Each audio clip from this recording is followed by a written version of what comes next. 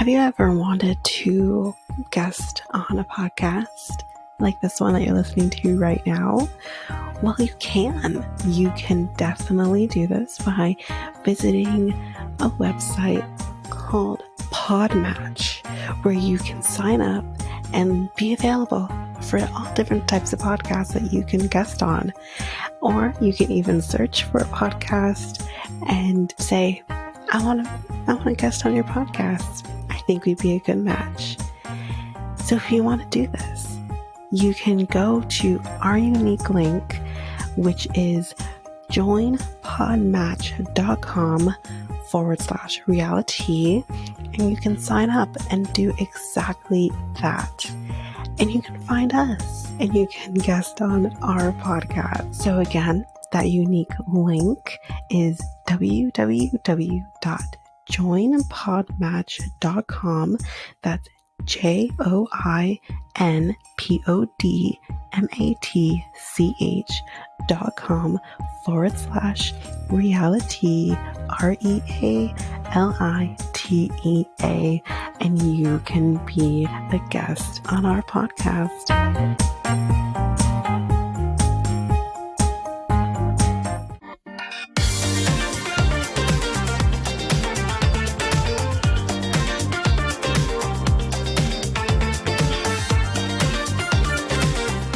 Welcome to Reality Tea Times 2, the podcast where we discuss all the trash reality TV we love to hate. I'm Tanika, and today we're going to be discussing The Other Way. So, before we do hop into The Other Way, I have some hot goss that's just in hot off the press, but that's what we have. So, it has been announced that Cleo and Christian have broken up. Is it bad for me to celebrate?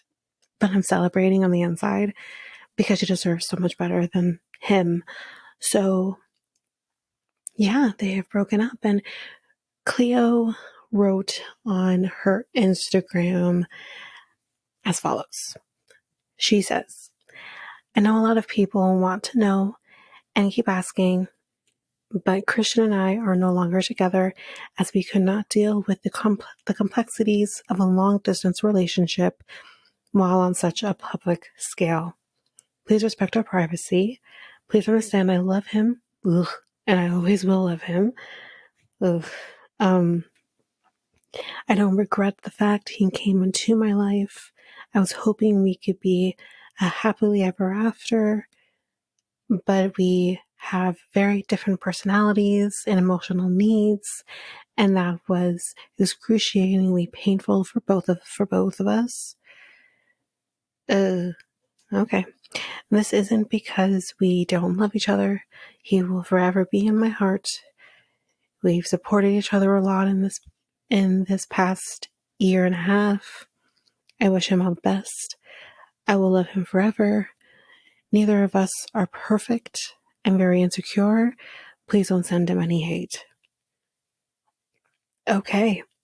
I mean, I wouldn't waste my time sending him any hate, and I hope my listeners feel the same, but he does deserve it, whoever decides to give him hate. But anyway, that's that. So I wish her the best. I hope she heals from this in a way that is constructive and conducive for her. And I wish for him to fall into the pits of hell. So that's it for hot goss. So I don't have any memes to discuss on the episode, but I will be posting the memes on our socials. They'll probably be up tonight as I'm recording, and you'll be getting this the next day. So they'll all be there, but that's it for anything on top of the episode. Again, I actually want to, for those people who maybe don't listen to the Golden Bachelor episodes or don't watch the Golden Bachelor episodes, they don't feel like they can really get into it. I actually did a guest I had a guest on the Golden Bachelor episode. Her name is Meryl. We had her on, and it was a lot of fun. We had a lot of fun with it. So you can definitely go and listen to the Golden Bachelor episode. It is up now. And take part in that. We might have her for a future episode of the Golden Bachelor. And let's jump into the reason that we are here. The Other Way, Season 5, Episode 16, Fuller House. Y'all don't even try. At least with the other ones, they've been like playing on things. But y'all just land on Fuller House. That's a show I never actually finished watching. Anyway, let's go into Brandan and Mary. So they're going to be getting married in 2 weeks, they tell us. And they are shopping together for their tux and her wedding dress, which is sure, fine. And she says that, he may not be helping in the house as much, as she would like him to, but at least he is not yelling anymore. Wow, the bar is so low. So very low. She is now 5 months pregnant, and I don't even know how to feel anymore about her being pregnant and potentially pregnant again. But anyway, so everything together, they pick out a tux, she picks out a dress. Everything together is going to cost 8,600 Philippine pesos, which equals, I believe it's 152 US dollars. They can afford this now since they have begun selling cell phones at their shop. She says that with the buying of the cell phones, selling of the cell phones, they're now making a profit of 1,000 Philippine pesos, which equals 18 US dollars. And she says that, they're not financially perfect right now, but they're stable, which is great. Brandan says that he would prefer to have a simple wedding. He doesn't really want to have a venue, that way they can save money. But she says having a big wedding here in the Philippines is a normal thing to do. So it will look kind of weird if they didn't do that. So, okay. So they're going to have a big wedding. And she says, we can do it. We can handle it, financially speaking. And then we also then find out here that his mom will be at the wedding. So they're, in the next scene we see with them, they are catching frogs. And they're going to be cooking frog adobo. So he tells us the story about how when I don't know if it's kind of when he first got there or at some point, they told him when they gave him quote unquote chicken adobo, they said it was baby chickens. And he thought it tasted so good. It was amazing. He loved it. And then they ended up telling him after the fact that it was actually frogs. But he said he loved it. So great. So what they end up doing is they actually go out into the field and they catch frogs the old-fashioned way. We actually did not to eat, but we have like a conservation type area in my area, and we don't have a whole lot of that, but this is one area. And when I was in grade 4, so I would have been 8, 9, my teacher took us to catch frogs so we could have pet frogs, and I guess it was to teach us responsibility of feeding something, I don't know, because we would all be responsible at some point to feed the frog the crickets that were bought at the pet store. So yeah, I never touched a frog nor caught the frog, but I was definitely there while others did. Anyway, so this is what they're doing. They caught 15 frogs, Yeah, at one point you just kind of see them. I think it was her brother and I think a friend. I'm not too sure, but you basically just see them at one point. You don't actually see it happening, but it's implied that they are killing the frogs right there on this piece of wood, which I guess makes sense. Otherwise, they could just jump away. Anyway, um, so they're going to be cooking this for his mom as a prank. Do similarly to her what was done to him. And I don't know if this is a good idea. But again, this is more him doing it. I don't think Mary is fully on board with this idea. I think she is a little concerned about his mom not really liking the prank and potentially thinking it's her fault this potentially happened. But it is coming from him. But I do feel that level of here's a chicken feed, family Chantel. You know what I mean? So I'm a little concerned as to what his mom will say, but I can tell you right now, if I found out that I had frogs, I wouldn't be happy. I don't care where the frogs are coming from. It's nothing to do with that. I just don't want to eat frogs. There's just some animals I don't want to put in my mouth.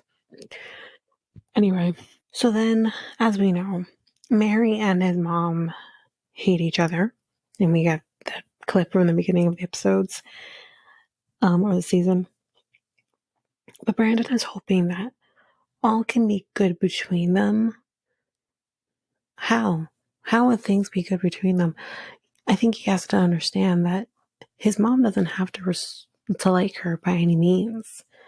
And I don't even think she respects her by any means. And that's a tough thing because I don't know what happens when she does become your wife and she is the future mother of your child currently, but you're all still children, you're babies. So it's just like, I don't even know how you go about that. I really don't. But you can't just hope and not actually do anything to make that happen. You know what I mean? Um, but at one point, and Mary's in the moment, she actually calls his mother a bitch, or that she, treats like she acts like a bitch towards her. And I said, I'm not saying that that's not the way to go about things, because but again, I think she's too young to realize her mistakes in this. Maybe things will change when she becomes a mother. But I also don't think that will. God bless her children when they grow up and they decide to find love in some way. She's going to be a monster of a mother-in-law in her future. But I think she just needs to realize that you're not perfect, little girl. Really and truly. And you are responsible for the reason it is the way it is. And his mother is just reacting to how you've acted. Now, can his mother control her reactions to things? 100%. The only person she can't control is herself and her reactions. Same way Mary can do the same for herself. But at the same time, like, I don't know, this is such a sticky situation because this is a mother who hasn't always been much of a mother to her children, but is trying now and was incapable of doing that because here is this person who is a child in comparison to her and is like not millions, but thousands of miles away. And she's creating this wedge between her and her son. So like, I don't know. I don't know.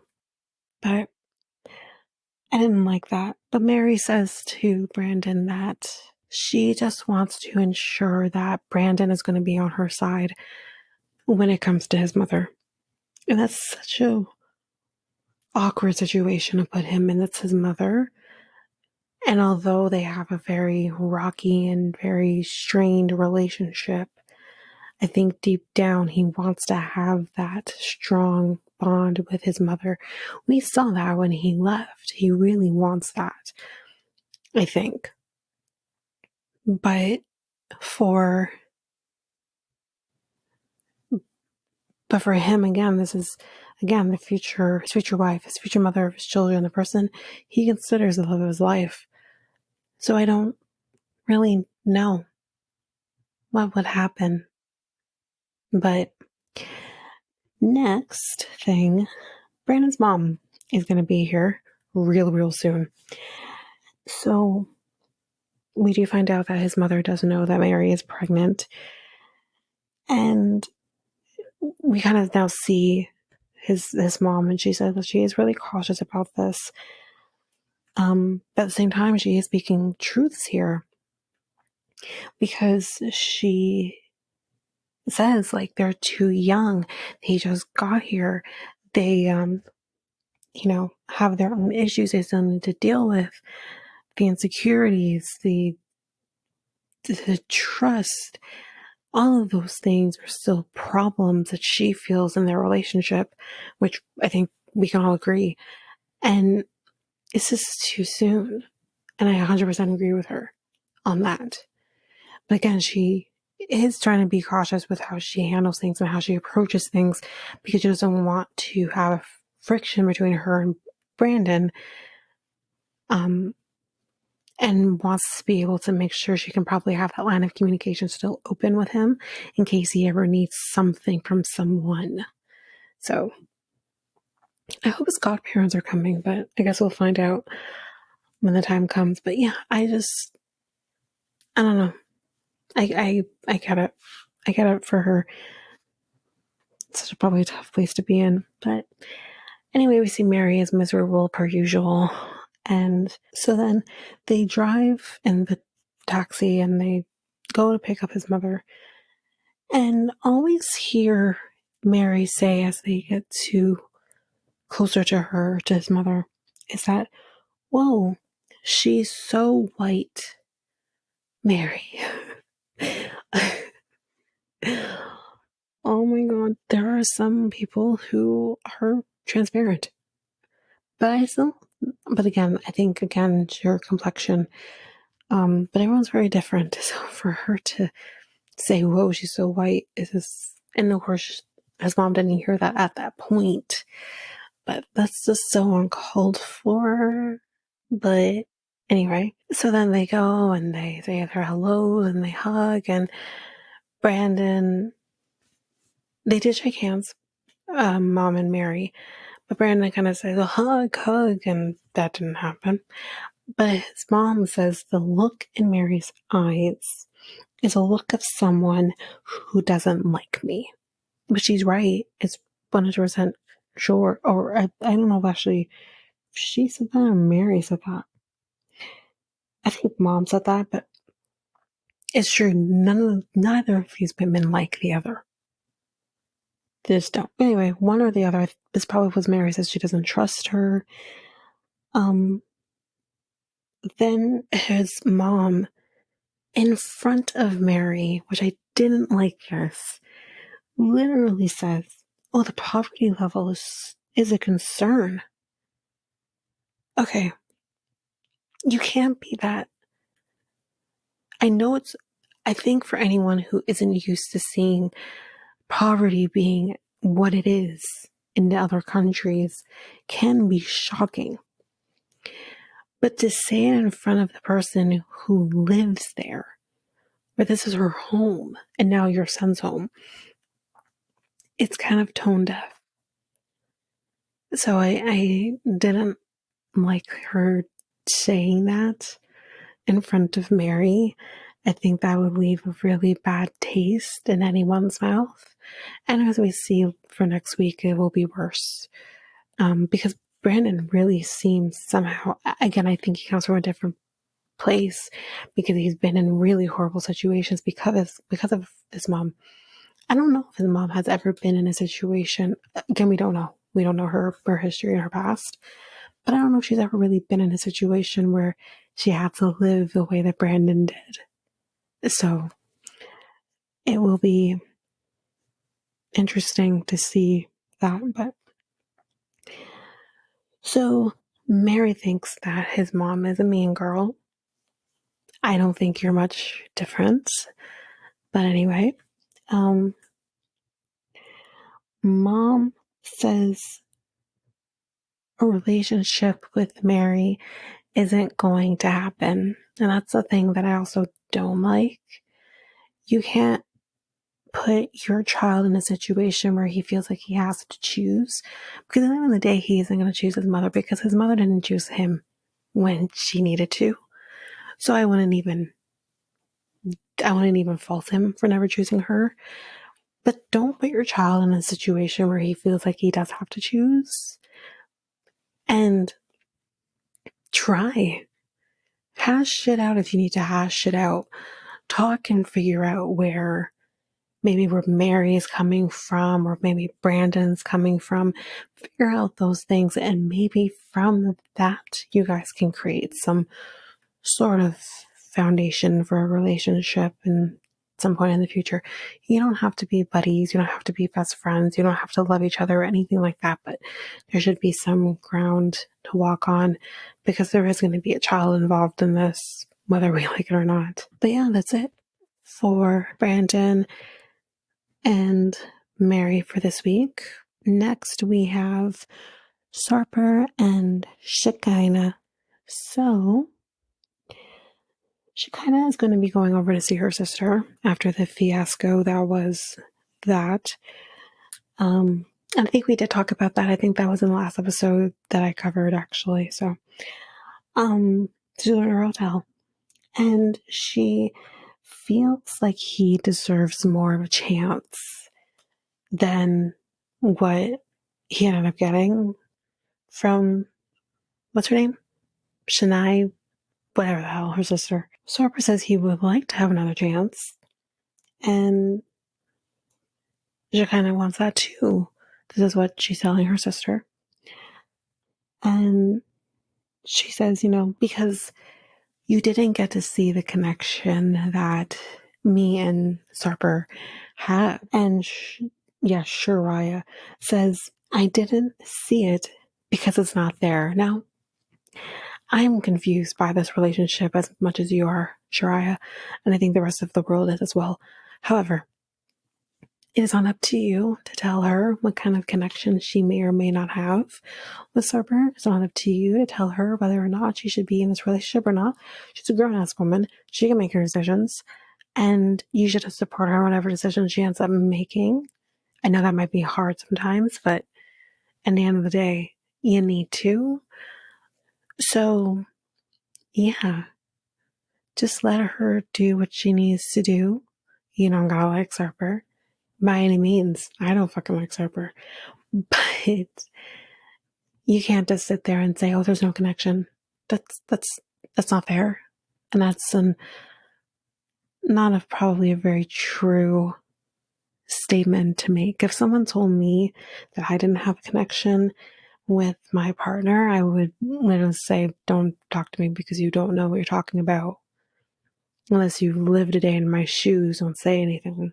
So, but again, I also think that this is a pattern for Shekinah, and I think that Shariah is probably used to this. Shekinah says, I think it's about the questions that were asked, and Shariah agrees to meet up with him, but then also says, like, well, what am I supposed to do? Like, I'm asking these questions, trying to get to know him. No, you're asking him about his social fucking media. That's not getting to know him. Really and truly him. But again, we don't know this fucking person because we haven't learned a damn thing about this person. Like, nothing is grounding these two. And I don't feel like Shekinah's sister is a good example of trying to ground. Maybe her daughter, I think even maybe meeting her ex-husband was good. I think we do know a little more about her than we do about Sarper, but I feel like I don't know this person. I need a little more. But Shariah says that her opinion is not going to change. She says you can't change a first impression of someone, and that is very, very true. And then we are at the meeting of these three again. And Sarper says, listen, I know it can be offensive. Okay. He says he feels ashamed of his reaction. And he says that he cares about Shekinah, and he wants and needs to make a better impression before Shariah leaves. And he tells her that he feels guilty about last night. He knows he needs to change, and he will do his best. She says she didn't mean to make him feel uncomfortable the night before, but she just feels that there are still questions and like, why are you hiding your relationship online? And says that she deserves to be respected. I think, again, the fact that he isn't showing shit on fucking Instagram doesn't help the issue of her being respected. How about the fact that he's been weighing your sister every day to make sure she's at the goal weight of 128 pounds? Wouldn't that help with the respect situation? These people need a fucking life. So he says when it comes to posting, he wants to post. And you know what? I'm gonna post tonight. He says in the moment that he's planning something, but was the plan the post? Because I felt like something was missing, personally. Anyway, her sister says that things did go better this time around, but I still have concerns. And she feels that he is immature, 100% agree. But then he asks Shariah if she can take a photo of them together, him and Shekinah, so that he can post it.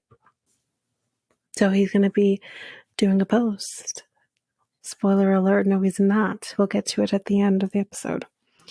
But that is it for Sarper and Shekinah. Do you want to spice up your love life? Well, you can make that happen by going to Love Shop, where you can get sorts of different things, whether it's for both you and your partner or just for yourself. For solo play, you can get things, all types of vibrators, maybe more kinky type toys, or you can just buy what every person may need, like lingerie or protection, or even just something to make it a little more fun, like games or novelty things. You can do all of this by going to Love Shop, and you can use our unique coupon code REALITYT2 to get 10% on anything your hearts desire. So that's loveshop.ca, LOVESHOP.ca, and use our unique coupon code REALITY2. That's REALITEA and the number 2.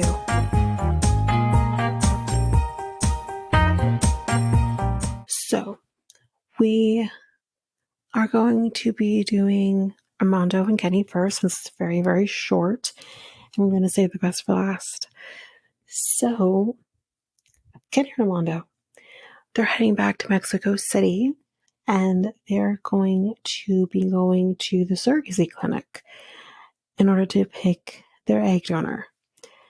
And they are told that they have to pick 5 different women, and the medical parts of things will do the rest in terms of who is the best candidate for them.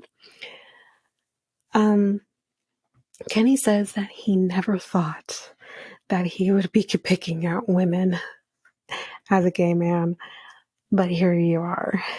Because again, like, he never actually went through this process before. When he had his kids before, his friend offered to do it. So yeah, he's never actually done this before. So And then they're kind of just going through the different people, picking out who they like. And at one point, Kenny says, she's different looking. Next. Duck lips. Next. Next. The women's eyes go wide. Who's helping them with this? Because she's like, wow, you're really picky. But at the same time, she actually says, like, this is nothing. They're making my life easier. So then Kenny says, if we ever want he's a three-way, but I'm assuming threesome, then they could. Great. And then I think at one point Kenny was kind of like, well, her nose is a little weird or something like that. And Armando's like, I like her nose. And then again, also Kenny says, I'm learning with this process that me and Armando actually like the same type of women. But now they've picked their five, so that process is over now. The next step is that they are told they are going to be meeting their potential egg donor.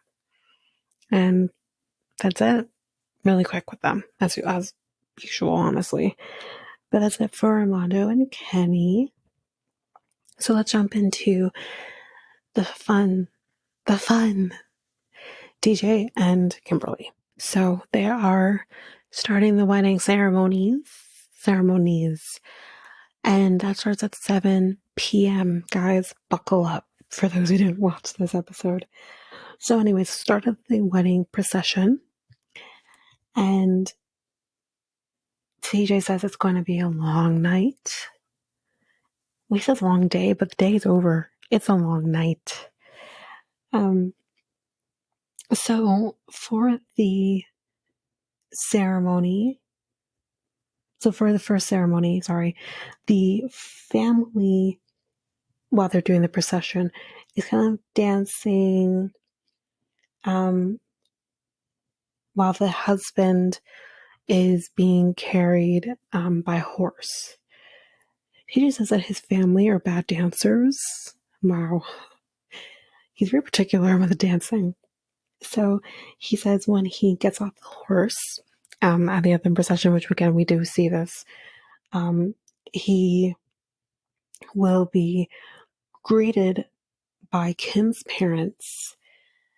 And they kind of see them like putting, I don't know exactly what it was, if it was garland or something of that, but they put something, her dad put something around him when he gets there. And he says that the bride's mom pinches the groom's nose. So we see her stepmom pinching his nose. And this is meant to be a sweet tradition. I actually want to know why. I wish he elaborated a little more. But then we see fireworks around him. And then we see Kim.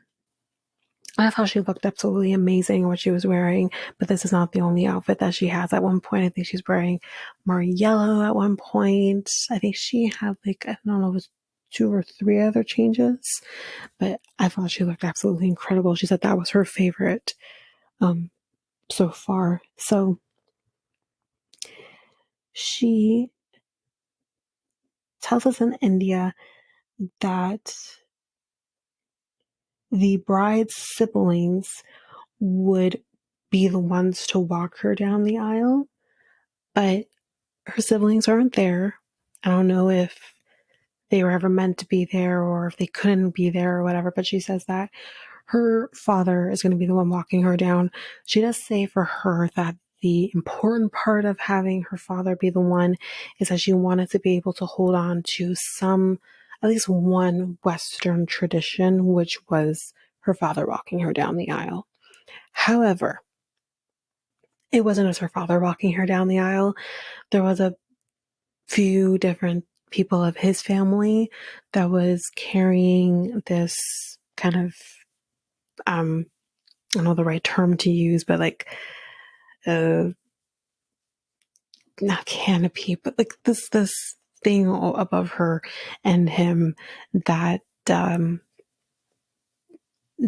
they were all kind of like walking underneath though.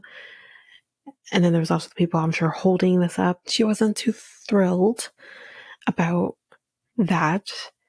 She wanted to have that moment alone with her father and wasn't able to have that. But she says when she gets there and she sees TJ that all of that worry and upset or anything like that just kind of goes away, which is how it's meant to be for sure. So then TJ tells us that the first thing that happens is that the bride and the groom exchange what he calls Jamala, I believe is what he said, which is the commencement of the marriage. So I think that was the exchange of the garlands, I believe. So then the next scene we see with them is it's 10 p.m. and gifts and photos are now happening. TJ says, with the exchange of the garlands, which was before, they are now married in the eyes of the public, but they are not yet officially married until all of the rituals are done with the family, which would be happening later that night. So he does talk about the astrology aspect of things, that things have to be calculated when it comes to the planets and stuff like that. So because of that, there is a particular timing for which they have to do all of these rituals, be officially married. And for them, that is going to be between midnight and 4 a.m. And he does say that, times can be different depending on the couple and the families and whatever, the days even. But he also says, I think what's probably most important is that it is based on the birth charts of them, as well as the marriage charts as well. So it's 11:05 p.m. and the groom he tells us, is seen as Vishnu. Yeah, Vishnu. And you kind of, welcome him as the bride's dad would be washing his feet, because again, he's be seen as Vishnu, God. And then it's 12:45, and then we see it's 1:15, and they're putting on the Sarah. So I don't think I got that right by any stretch of the imagination. But he goes on. So yeah, the Sarah. So it was these garments that went on the side of their head, and it was beautiful. And for him, it goes on the right side for him, and then for her, it went on the left side. And we find out here that this is called 7 Promises, I believe. And he says that now your souls are combined as one. That was beautiful. Now it's 2:23 in the morning, and we kind of see them going around I think I said fire, I believe. And then Kim says, if she was getting married in the States, it would have been, not this long, but it would have been really quick. And she says that I would probably be having sex by now. Fair. Yeah. Or sleeping. Maybe even sleeping. But now it's 3:37 in the morning, and they're talking about elephants and salts, and then elephants with yellow rice. And Kim is just like, huh? He just kind of laughs at this because he understands she's a little confused, as I am. This is what you do. So now it's 4:05 in the morning, and she just, yawns at this point, kind of in the middle of the ceremony. She's tired, y'all. Like, it's been a long fucking day. But at least now it's over, because now they are officially married. Congratulations. It's gonna go downhill. But yeah, that's basically it for the other way for this week. So it looks like I actually forgot to write down the next time on this week. But basically, from my memory, we see Kim and TJ are going to be going through the kitchen to introduce her to what her life will now become. And I believe we see Brandan's mom freaking out over a spider in the house. We see Shekinah and Sarper getting into an argument over this fucking post that he promised to post and he never posted it. Who gives a shit? But that's all I can remember from this episode. But yeah, that's it for this week. For the other way. So if you like what you heard, please share Reality Tea ×2 with everyone in your life. That's going to help with our growth. And we really want to grow this podcast. Another way you can grow it is by also rating and reviewing us on either Apple Podcasts or Spotify. The links to those podcasts, links to the Spotify and Apple Podcasts, will be in the show notes. You can find us on any of your favorite podcast apps, but if there is an app that you don't see us on, that you want to see us on, please let me know and I can get that up on that podcast app. If you are an avid YouTube user, you can listen to this podcast on YouTube by going to Reality Tea ×2. If you want to connect with us, you can do so by connecting with us on either Facebook at Reality Tea ×2 or Instagram and Threads at Reality Tea ×2 podcast. You can also email us. We would love to hear from you. If you want to guest on the podcast at some point, whether we talk about your favorite show or just get to know each other, you can email us at realitytea ×2@hotmail.com and you can make that request and we can talk and we can figure that out. So you can email us at that email. We have a new website where you can get links to everything. You can get links to our Facebook page, Instagram page, Threads, Spotify, Apple Podcasts, everything your heart's desire, as well as we do now have a Discord.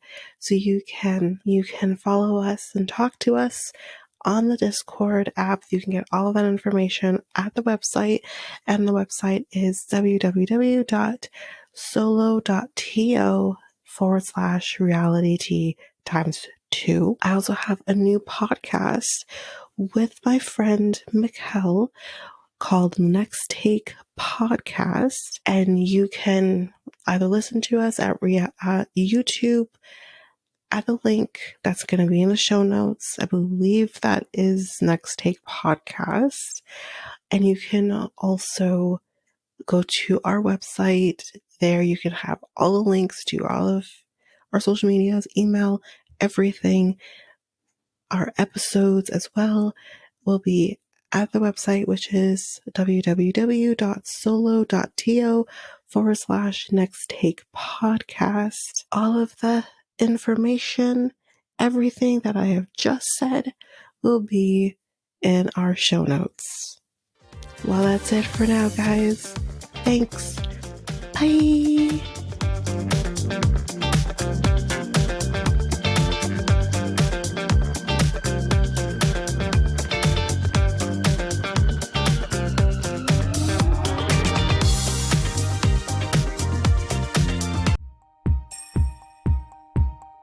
Have you ever thought of starting your very own podcast? Doing the research, I found something that would have made editing easy and seamless and makes the podcasting experience just that much easier.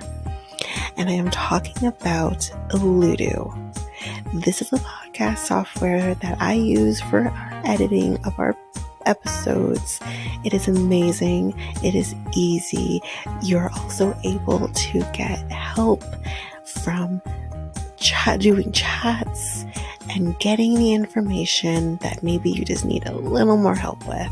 They also have access to different articles that can also help you that have been just godsends for me. Also with Ludo, you can create clips. You can do your ads, that's like this very one I'm doing right now. And you can create your trailer very seamlessly just by the clicks of buttons. You can also use Ludo to publish your episodes just straight from the software.